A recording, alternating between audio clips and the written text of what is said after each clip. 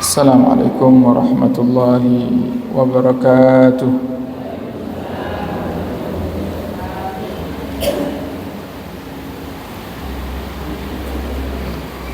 Alhamdulillah alladzi an'amana bi ni'matil imani wal islam waj'alana min ummati khairil anam. Allahumma salli wa sallim wa barik wa karrim wa majid wa 'azzim ala sayyidina wa habibina wa syafi'ina wa qurrati a'yunina wa nuri qulubina maulana Muhammad miftah babi rahmatillah adada ma fi ilmillah salatan wa salaman daimaini bi dawami mulkillah. Subhanaka la ilma lana illa ma 'allamtana innaka antal alimul hakim. Rabbi shrah li sadri wa yassir li amri wa hlul 'uqdatam min lisani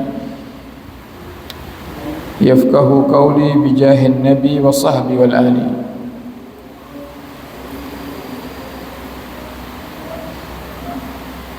Amma ba'd. Qala musannif rahimahullah wa nafa'ana bihi wa bi ulumihi fid dharain amin.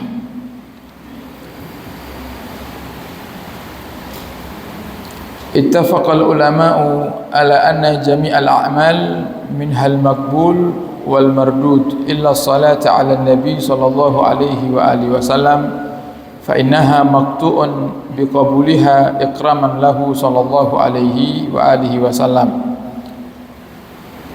Qala ba'du syu'ara adimi salata ala nabi Muhammadi faqabuluha hatman bighairi taraddudi a'maluna bainal qabuli wa raddiha إلا الصلاة على النبي محمد.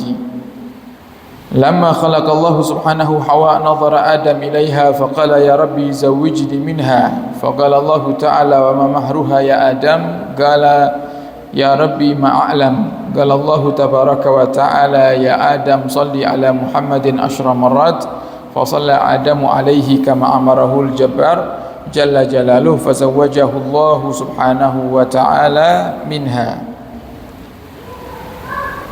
Alhamdulillah, kita bersyukur di malam hari ini kita bisa berkumpul kembali dalam keadaan kita semuanya sehat walafiat,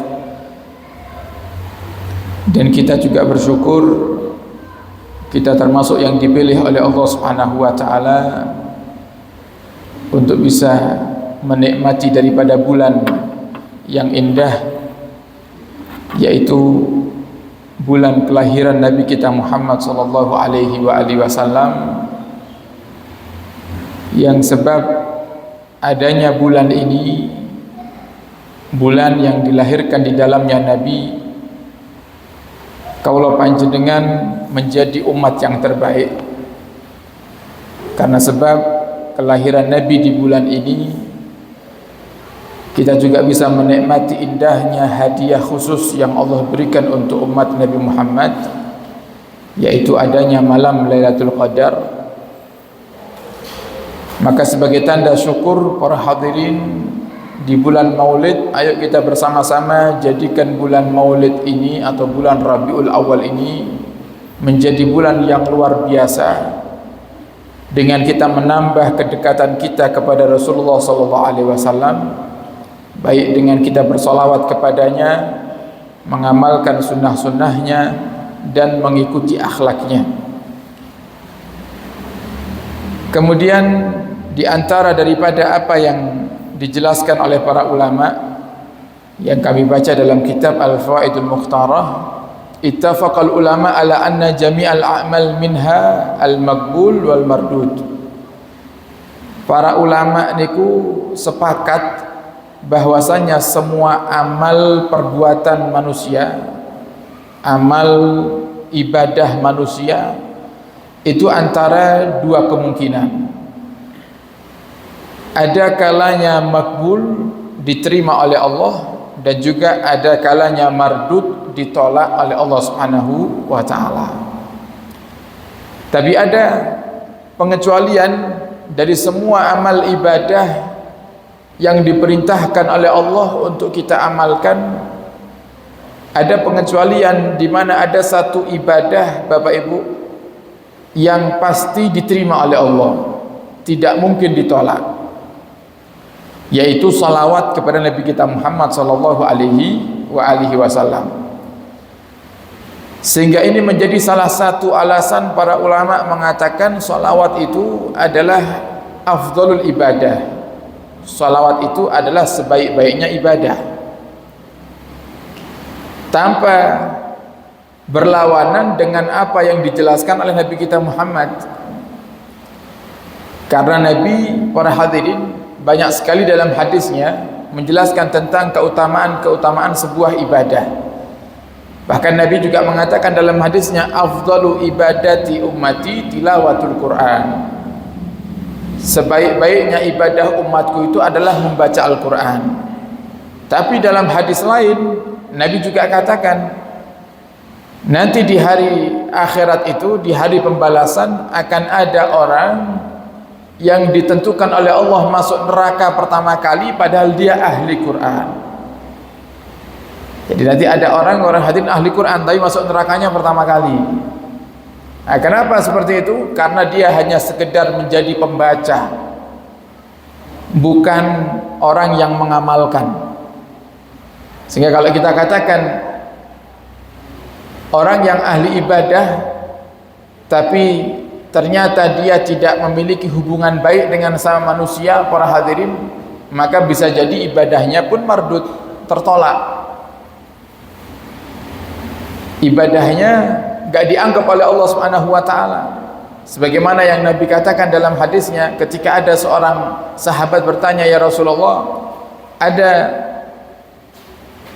tetangga saya seorang wanita yang kalau siang itu selalu puasa, kalau malam tahajud, ahli puasa dan ahli tahajud, tapi beliaunya suka gunjing, suka ngerasani, suka menebar fitnah." Kemudian sahabat bertanya, "Wa ma ra'yuka ya Rasul?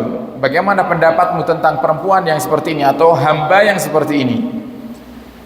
Kata Nabi Muhammad, "Innaha finnar," tempatnya di neraka. Nah, padahal ahli puasa.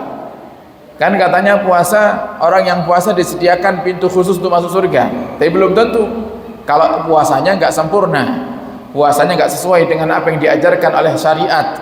Nah, maka para hadirin, dari semua ibadah, di antara ibadah yang terbaik adalah sholat malam, baca Al-Quran. Tapi semuanya masih ada kemungkinan ditolak. Apalagi jika di dalamnya ada unsur riya. Kita ngaji Quran, oh kalau yang di masjid banyak orang, oh Masya Allah ngaji 3 juz. Tapi kalau yang di masjid ternyata kosong, gak ada orang, paling ngaji cuma selembar 2 lembar. Oh ternyata dia ngaji banyak, tujuannya untuk mencari pujian orang agar dibilang ahli Quran. Maka sia-sia ibadahnya, ngaji Qurannya sia-sia. Tahajud pun juga seperti itu. Tahajud, puasa, bahkan sampai para ulama itu mengatakan puasa itu ibadah yang paling mudah untuk disembunyikan dari orang banyak. Nah, kita gak bahas masalah puasa Ramadan, tapi puasa sunnah. Nah, sekarang saya duduk di sini, saya nggak tahu dari panjenengan semua yang hadir di sini yang hari ini puasa siapa, kan nggak ada yang tahu. Nah, kecuali diceritakan itu, diceritakan. Nah, maka para hadirin, menceritakan sebuah ibadah itu ada 2 kemungkinan. Ada kalanya itu menjadi tahaddus bi nikmah, sebagaimana yang Allah katakan dalam Al-Quran, wa amma bi ni'mati rabbika fahaddits. Dengan nikmat Tuhanmu maka ceritakanlah. Untuk menyemangati orang lain boleh kita ceritakan, asal tidak ada unsur riya di dalam hati kita. Tapi kalau kita niatnya cerita untuk pamer, maka semua ibadah kita itu sia-sia. Bahkan misal kalau ada orang mulai kecil dibiasakan sama bapak ibunya tahajud sampai dia tua, sudah umur 60 tahun dia masih istiqamah tahajud. Kemudian ada orang yang tanya, "Jenengan lek ning masjid jam pinten?" "Oh kula niki lek ning masjid jam 3." jam 3 karena saya biasanya tahajud dulu. Sebelum sholat subuh saya sudah mulai dari kecil saya tahajud. Nah, dia bilang gitu. Nah, terus dipuji, masya Allah nggih jenengan nggih kula niki mulai alit. Nah, malah ditambah-tambahi sama dia, dipuji malah seneng, malah tambah-tambahi. Maka mulai saat itu ibadah tahajudnya mulai dari dia kecil sampai umur 60-an tahun itu semuanya dihapus sama Allah Subhanahu wa taala. Nah, ini bahayanya penyakit riya. Makanya Nabi, Bapak Ibu, sampai mewanti-wanti, inna akhwafa ma akhafu ala ummati ar-riya. Yang paling aku takutkan menyerang hati umatku itu adalah penyakit riya. Penyakit suka pamer, cari pujian manusia, itu paling Nabi takuti. Kenapa? Karena fa inna riya, karena sungguhnya riya itu masuk ke dalam hati umatku, akhafu min dabibin namlatis sauda, lebih ringan daripada langkah kaki semut hitam, ala sakhratis samma, di atas batu hitam, fi lailatul dzulma, di kegelapan malam. Jadi masuknya riya datang mana kaulo panjenengan Bapak Ibu itu lebih ringan daripada langkah kaki semut yang berwarna hitam di atas batu hitam di kegelapan malam. Nah, bisa kita bayangkan itu. Kira-kira kita ini kalau ngelihat semut, jangan semut yang hitam di waktu malam, semut merah di atas batu yang putih. Anggaplah bata ringan, semut merah di atas bata ringan. Kita dekatkan telinga kita ke semut itu, kira-kira bisa nggak kita mendengar langkah kakinya? Nggak bisa, berarti. Jadi kata Nabi, riya itu masuk dalam hati kaulo panjenengan tanpa kita sadari. Nggak kerasa riya itu masuk. Tiba-tiba cerita gitu aja. Dan nggak kerasa kadang kalau kita sudah menceritakan suatu kebaikan kita atas dasar riya. Dan juga kita nggak sadar kalau di saat itu juga pahala ibadah yang sudah kita istiqomahi berpuluh-puluh tahun ternyata semuanya hilang sia-sia. Nah, oleh karenanya para hadirin, dari semua ibadah yang kita kerjakan itu masih ada kemungkinan ditolak, ada kemungkinan diterima. Tapi ada yang istimewa, satu ibadah yang walaupun dalam keadaan dan kondisi apapun kita mengamalkannya tetap diterima oleh Allah Subhanahu wa taala, yaitu salawat kepada Nabi kita Muhammad sallallahu alaihi wasallam. Nah, maka ini menjadi salah satu kabar gembira kagem kaula panjenengan umatipun Nabi Muhammad, terkhusus bagi kita yang hidup di akhir zaman, yang kita tidak bisa meniru daripada akhlak mereka para salafun salihun, kita nggak bisa meniru daripada akhlaknya para ulama-ulama terdahulu, kita nggak bisa mengamalkan apa yang diamalkan oleh para ulama terdahulu. Maka minimal jangan tinggalkan salawat kepada Nabi Muhammad. Itu yang pertama para hadirin, kagem bekal kaulo panjenengan nanti di akhirat. Diceritakan para hadirin an Abdullah ibn Amr, dari sahabat Abdullah bin Amr, beliau berkata, inna li Adam alaihi salam min Allahi azza wa jal mawqifan. Allah subhanahu wa ta'ala itu telah menyiapkan tempat yang khusus di akhirat nanti untuk Nabi Allah Adam alaihi salam. Alaihi thawban akhbaran. Dan di saat itu Nabi Adam itu menggunakan pakaian yang berwarna hijau. Yanzuru ila man yantaliqu bihi min waladihi ilal jannah. Dan Nabi Adam di tempat tersebut memantau, melihat siapa anak cucunya yang masuk ke surga, wa yanzuru man yantaliq ilan nar, dan siapa anak cucunya yang masuk ke neraka. Terus maka tengah akhirat niku Bapak Ibu, Nabi Adam disiapkan tempat khusus oleh Allah untuk beliau memantau mana anak cucunya. Nggih menika kawula panjenengan sedaya, karena Nabi Adam itu Abul Bashar, ayah manusia. Seluruh manusia adalah anak cucunya Nabi Adam. Nabi Adam akan melihat di tempat itu mana anaknya, mana manusia yang masuk surga dan mana manusia yang masuk neraka. Fabaina Adam ala dzalika, dan di saat Nabi Adam sedang memantau anak cucunya yang masuk surga dan neraka, id nadhara ila rajulin min ummati Muhammadin sallallahu alaihi wa alihi wasallam.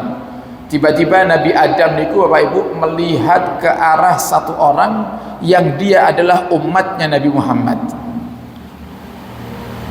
Yantaliqu bihi ilan nari, yang umat Nabi Muhammad ini diseret atau sedang dibawa ke neraka, mau masuk ke neraka.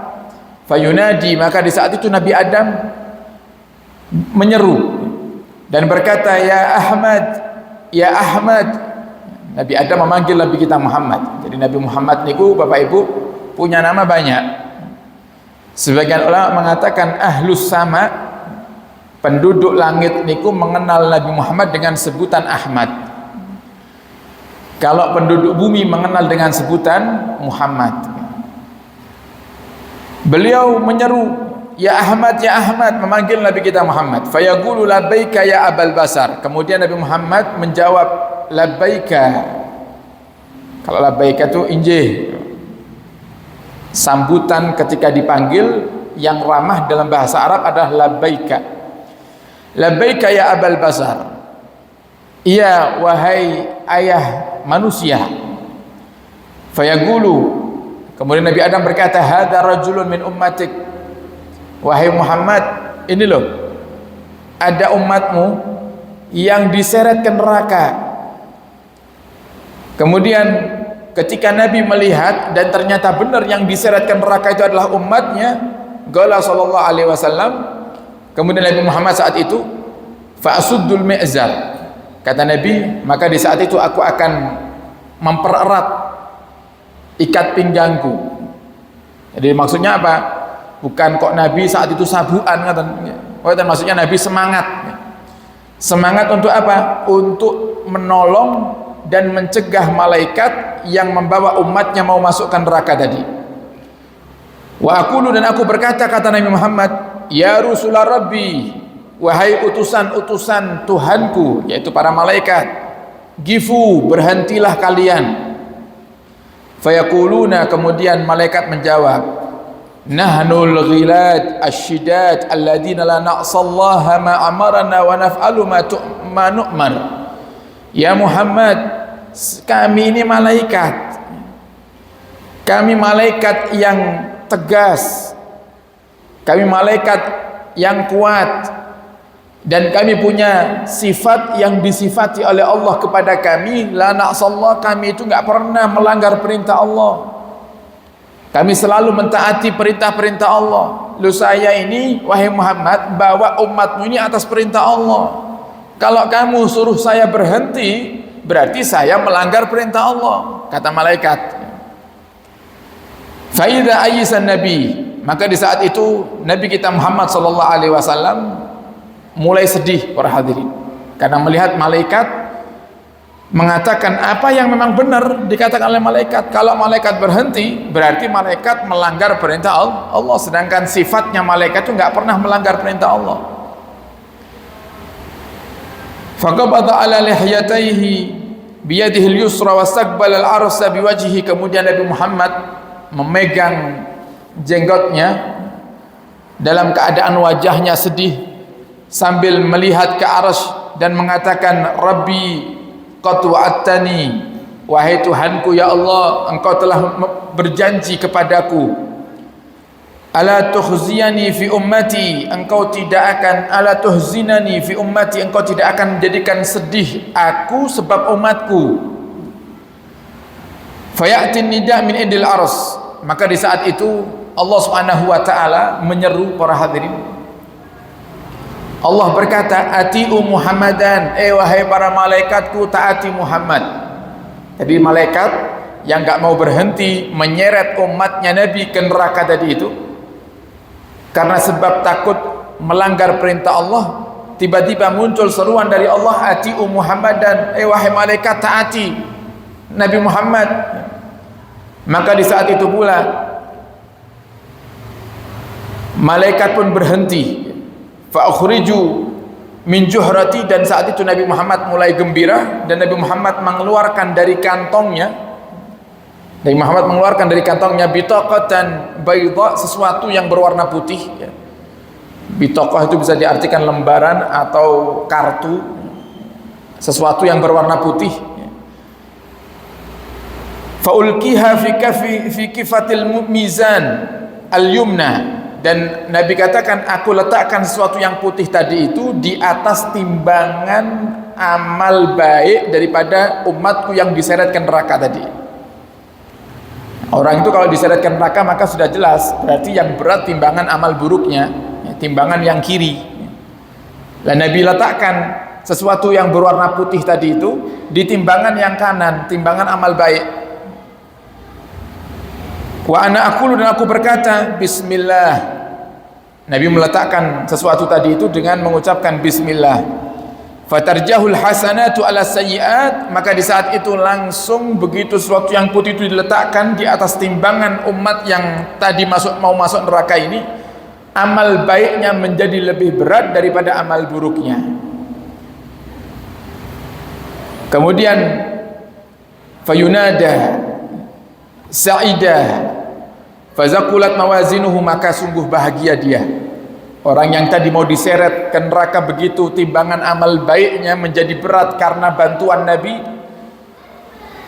Ada suara yang mengatakan sungguh bahagia dia. Wazakulat mawazinuhu, timbangan amal baiknya menjadi berat sekarang.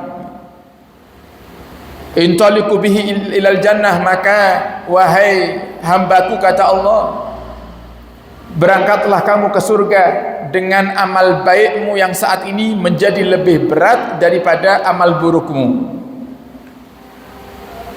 Kemudian orang itu tadi penasaran, kok bisa wong saya ini tadi mau diseret ke neraka, tiba-tiba datang orang yang saya nggak kenal dia, menaruh dan meletakkan sesuatu di atas timbangan amal baik saya, tiba-tiba amal baik saya lebih berat daripada amal buruk saya.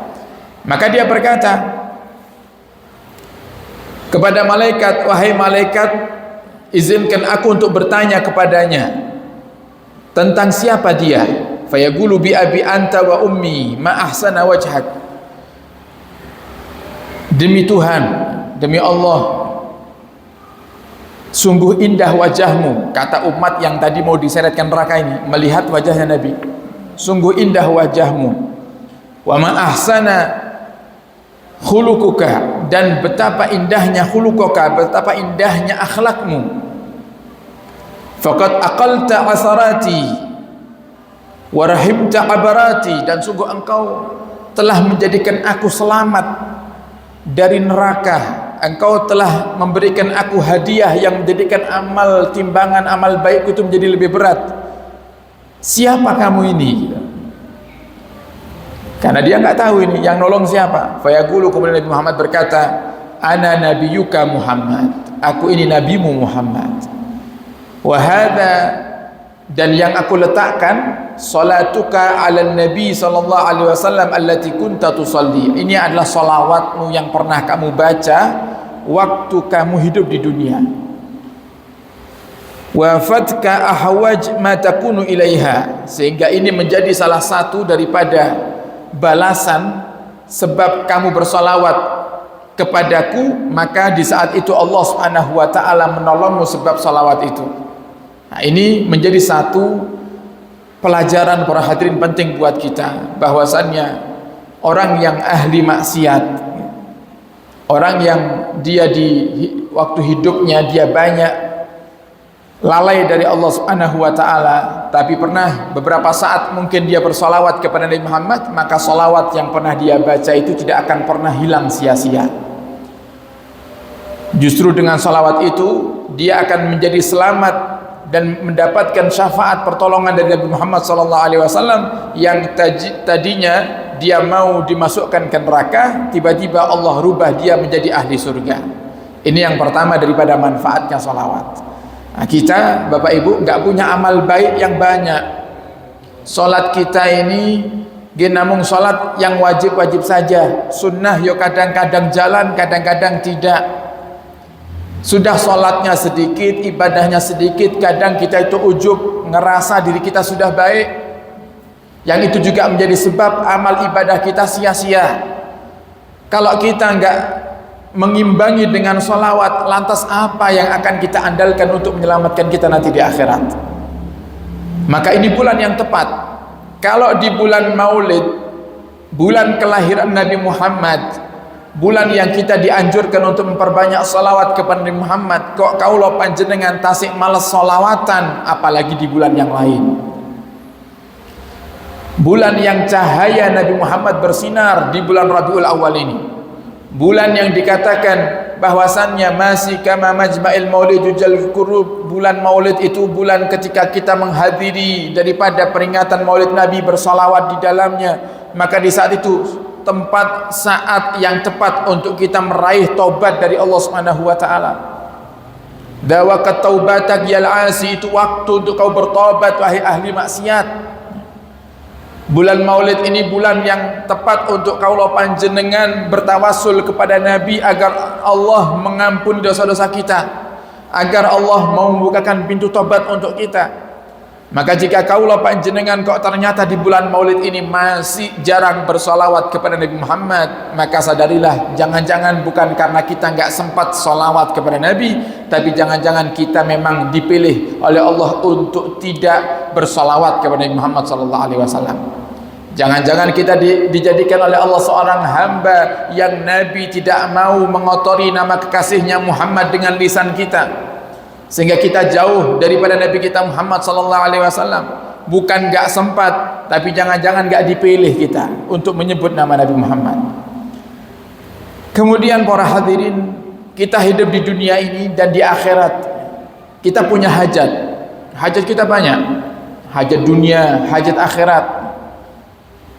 Maka di antara yang paling cepat untuk menjadikan hajat seorang itu dikabulkan oleh Allah Subhanahu wa taala adalah dengan wasilah salawat kepada Nabi kita Muhammad sallallahu alaihi wasallam. Ini bukan satu amalan yang dijelaskan oleh ulama-ulama mutaakhir, ulama-ulama akhir para hadirin, tapi ini amalan yang langsung dijelaskan oleh Nabi kita Muhammad sallallahu alaihi wasallam. Ada seorang sahabat bernama Sayyidina Ubay bin Ka'ab. Beliau bertanya kepada Rasul, "Ya Rasulullah, bagaimana jika kiranya aku menjadikan sepertiga dari waktuku dalam sehari itu untuk bersolawat kepadamu wahai Rasul?" Kemudian Rasulullah berkata, "Itu adalah hal yang baik wahai Ubay. Fa in zitta fa huwa khairun lak. Masyi'ta fa in zitta fa huwa khairun lak." Terserah kamu wahai Ubay, itu hal yang baik, tapi jika kamu tambah lagi itu lebih baik. Kalau begitu wahai Rasul, bagaimana kalau separuhnya? Terserah wahai Ubay, kau tambah lagi lebih baik. Kalau begitu wahai Rasul, aku jadikan seluruh waktuku di luar waktu ibadah, di luar waktu ibadah yang wajib akan aku gunakan untuk bersalawat kepadamu wahai Rasul.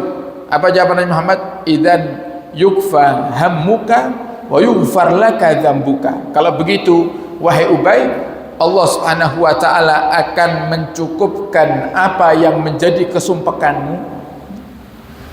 Allah akan menghentikan kesumpekanmu. Nah, coba kita renungi para hadirin makna Allah hentikan kesumpekan. Misalnya kita sedang tertimpa musibah, kita sedang kena masalah. Anggaplah misal masalahnya masalah keuangan rumah tangga, keuangan keluarga yang sedang tidak baik-baik saja, kebutuhan rumah tangga belum tercukupi, mau bayar sekolah anak gak ada duit, mau beli beras gak ada duit, mau bayar listrik gak ada duit, sehingga menjadi pikiran di benak kita yang akhirnya kita sumpah. Dan Nabi katakan idzan yukfahammuka, kalau begitu Allah akan cukupkan kesumpekanmu, Allah akan hentikan kesumpekanmu. Normalnya manusia itu Bapak Ibu, sumpek itu nggak akan hilang, sesuatu yang menjadikan kita sumpek itu nggak akan hilang kecuali telah datang solusinya. Gitu kan? Kalau jenengan sumpek mikiri mboten saged bayar sekolah anak, berarti kapan sumpek mikiri bayar sekolah anak ini hilang? Kalau jenengan pun saged bayar sekolah anak, kan? Jenengan sumpek gak bisa beli beras, Berarti sumpek beli beras ini akan hilang kalau jenengan sudah bisa beli beras.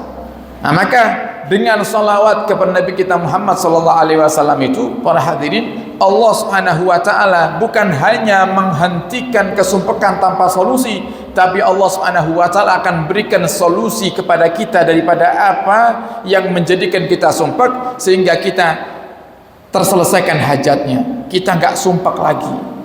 Berkat apa? Berkat salawat kepada Nabi. Nah, memang benar, amalan untuk memperlancar rezeki itu banyak, Bapak Ibu. Banyak. Wonten engkang mengatakan kalau kita kepingin cepat rezekinya lancar, dikabulkan hajat, baca hasbunallah wa ni'mal wakil, ni'mal maula wa ni'man nasir.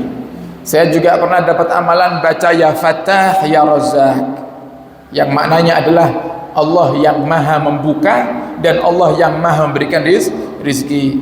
Ada amalan langsung dari Nabi Muhammad membaca surat Waqiah. Kata Nabi, barang siapa orang yang baca surat Waqiah setiap malam, kata Nabi Muhammad, maka lam tusibhu faqah abada au kama qala Nabi. Dia enggak akan pernah tertimpa kefakiran selamanya. Lek rutin saben malam dalu kaula panjenengan maos al-waqiah. Ada juga yang mengatakan, para hadirin, dengan kita membaca daripada surat Yasin, maka Allah akan kabulkan hajat. Tapi semuanya itu, Bapak Ibu, semuanya itu kembali kepada pembahasan tadi, bainal maqbul wal mardud, antara diterima oleh Allah atau ditolak. Kalau kita baca Waqiah kok diterima sama Allah, berarti kita akan dapat manfaatnya. Tapi kan kita nggak tahu. Kita kan nggak tahu, para hadirin. Ini Waqiah kita diterima apa enggak? Ya, masalahnya kita baca Waqiah ini kan nggak kayak kirim pesan WA, gini kan?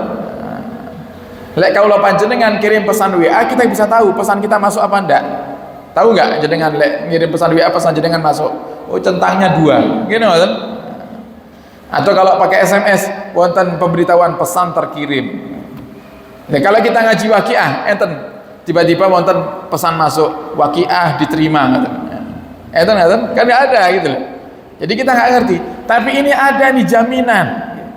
Sholawat niku nggak usah pakai nunggu pesan, para hadirin, pasti diterima itu. Nah, makanya kenapa para ulama mengatakan sholawat itu afdolul ibadah. Jadi bukan berarti kemudian kita tinggalkan ibadah yang lain, boten. Tetap kita jalani, tapi jangan tinggalkan sholawat. Apalagi umat di akhir zaman seperti kaula panjenengan ini, para hadirin, para ulama mengatakan ibadah yang paling pas untuk umat di akhir zaman adalah 2. Yang pertama istighfar, dan yang kedua adalah sholawat kepada Nabi. Nah, terus saya milih yang mana? Kalau saya belum bisa istiqomah dua-duanya, jenengan tingali. Kaulah panjenengan termasuk orang yang berbuat dosa besar atau tidak? Kalau kita termasuk orang yang pernah berbuat dosa besar, dahulukan istighfar. Tapi kalau ternyata, para hadirin, kita nggak berbuat dosa besar, dosa-dosa kita hanya dosa-dosa kecil, maka baca sholawat kepada Nabi kita Muhammad sallallahu alaihi wasallam. Nah, kalau ada orang berbuat dosa besar, kok dia nggak istighfar, para hadirin, itu sama, dia nggak istighfar tapi dia salawat, itu sama, kata para ulama, seperti orang yang mandi belum disiram air badannya tapi sudah sabunan. Pripun kira-kira? Tahu nyoba napa dereng? Jenengan mandi belum dibasahi badan, jenengan sabunan. Kira-kira rasanya enak apa lengket semua rasanya? Lengket, rasanya tambah nggak enak walaupun wangi. Makanya kata para ulama, al-istighfar itu bimanzilatil ghusl. Istighfar itu seperti seperti mandi, airnya. Istighfar itu bimanzilatil ma', seperti airnya. Sholawat itu sabunnya. Terus kalau panjenengan kepingin mengamalkan istighfar sholawat, para hadirin lihat dulu. Kita punya dosa besar enggak? Kalau punya dosa besar, dimuqaddimahi dengan istighfar dulu. Baru nanti dengan sholawat. Kok bisa dua-duanya? Alhamdulillah. Maka itu satu kebiasaan yang sangat baik, terutama bagi umat di akhir zaman. Oleh karena itu, para hadirin, monggo sarang-sarang di bulan Maulid ini kita bersama-sama bersholawat kepada Nabi Muhammad. sebelum saya tutup ya, kita bikin kesepakatan terlebih dahulu. Ini mulai dari sebelum maulid kemarin sampai sekarang sudah masuk maulid Bapak Ibu. Di majelis-majelis rutin kita saya bikin kesepakatan dengan jamaah. Di bulan maulid ini kira-kira jamaah Masjid Al-Azhar dalam sehari siap membaca salawat berapa kali? Kita sepakati bersama. Jadi nanti kita musyawarahkan dulu ini jumlahnya kira-kira sepakat yang mana. Sebagai pemula atau sebagai orang yang baru pertama kali salawatnya yang pendek-pendek saja, nggak usah yang panjang-panjang karena yang belum terbiasa. Yang sudah terbiasa salawat yang baik, pakai sayyidina, pakai sebutkan keluarga Nabi, pakai salam. Kalau belum terbiasa baca salawat Jibril, ya, bunyinya cuma sallallahu ala Muhammad, ya, sallallahu ala Muhammad. Nah, untuk jumlahnya ayo kita sepakati bersama. Ini kira-kira nih Bapak Ibu yang hadir, kalau sehari salawat kepada Nabi Muhammad 1000 kali sanggup Ramadan? Sanggup Ramadan? Yang jawab masih 1-2 orang. Berarti dereng sepakat. Kalau urung jawab kabeh ya ndak buyar majelisnya. Terus tawar menawar. Kita kurangi separuh. 500 salawat sallallahu ala Muhammad di bulan Maulid tiap hari. Sanggup Ramadan? Sanggup Ramadan 500? Masih belum semuanya yang jawab. Kita kurangi lagi 300 dalam sehari. Sanggup Ramadan? Sanggup ke? 300 dalam sehari. Nah, insyaallah 300 ini jumlah yang lumayan para hadirin. Kita sepakati bersama, saya mengamalkan, jenengan ngamalkan. Nggih, ngoten nggih? Sehari 300 salawat. Lek selama 40 hari ke depan berarti lebih dari bulan Maulid kok kaula panjenengan saged istiqomah tiap hari salawat kepada Nabi Muhammad, maka sebagaimana janjinya Nabi Muhammad, Allah pasti akan berikan kabar gembira kepada kita. Yang punya hajat Allah akan kabulkan hajatnya, yang sakit Allah akan sembuhkan penyakitnya, yang punya masalah dalam rumah tangga Allah akan datangkan solusinya. Dan ini bukan janji saya, ini janjinya Nabi Muhammad yang pasti, yang wajib untuk kita imani. Nah, monggo sareng-sareng para hadirin tiap hari diamalkan salawat 300, dimulai dari yang paling ringan dulu, sallallahu ala Muhammad. Maka lek pun rutin baru ditambah sayyidina boleh. Jadi ada nugur kok nggak pakai sayyidina. Pakai sayyidina itu para hadirin kalau jenengan pun istiqomah mboten napa-napa. Niki ibarat lari kaula panjenengan niki lek lari sekolah niku lari TK, PAUD, gitu kan. Lek PAUD kok diajari fisika nyambung napa? Enggak nyambung. Makanya mulainya dari yang sedikit. Sing penting istiqomah. Afdhalul a'mal adwamuha wa in qalla. Paling baiknya amal niku sing penting istiqomah walaupun sedikit para hadirin. Nah, insyaallah mugi-mugi Allah tetesaken kaula panjenengan sedaya tiang-tiang yang ahli salawat. Semoga dengan berkahnya bulan Maulid dan berkahnya salawat Allah kabulkan semua hajat, dan semoga yang hadir di malam hari ini di bulan Maulid ini diberikan oleh Allah panjang umur fi taatillah, dalam ketaatan serta sehat wal afiah, dan semoga Allah Subhanahu wa taala berikan kesembuhan kepada kita, dan semoga Allah Subhanahu wa taala mengabulkan semua hajat kita, dan Allah lancarkan rezeki kita, yang sempit rezekinya dilapangkan oleh Allah, yang punya hutang dilunasi hutangnya oleh Allah, dan semoga dengan berkahnya salawat Allah takdirkan kita dalam waktu yang dekat untuk bisa berziarah Mekah dan Madinah, menjalankan ibadah haji dan umrah, dan berziarah Nabi kita Muhammad sallallahu alaihi wasallam. Dan semoga dengan berkahnya salawat Allah menjaga kita daripada fitnah akhir zaman, Allah menjauhkan kita daripada musuh-musuh Islam, dan Allah Subhanahu wa taala menjaga kita daripada segala macam kezaliman, dan yang zalim semoga Allah berikan hidayah, dan jika memang mereka tidak dikehendaki mendapatkan hidayah dari Allah, semoga orang-orang yang zalim dijauhkan dari kita, dan semoga Allah Subhanahu wa taala menjaga kita semuanya dari segala hal yang kita takuti dan kita tidak inginkan di dunia hingga nanti di akhirat, dan kelak di akhir hayat setelah panjang umur Allah wafatkan kita dalam keadaan husnul khatimah. Ala hadhihi niyyah wa ala kulli niyatin salihah bi jahin nabi wa ali nabi ila hadratin nabi sallallahu alaihi wasallam bi sirril Fatihah.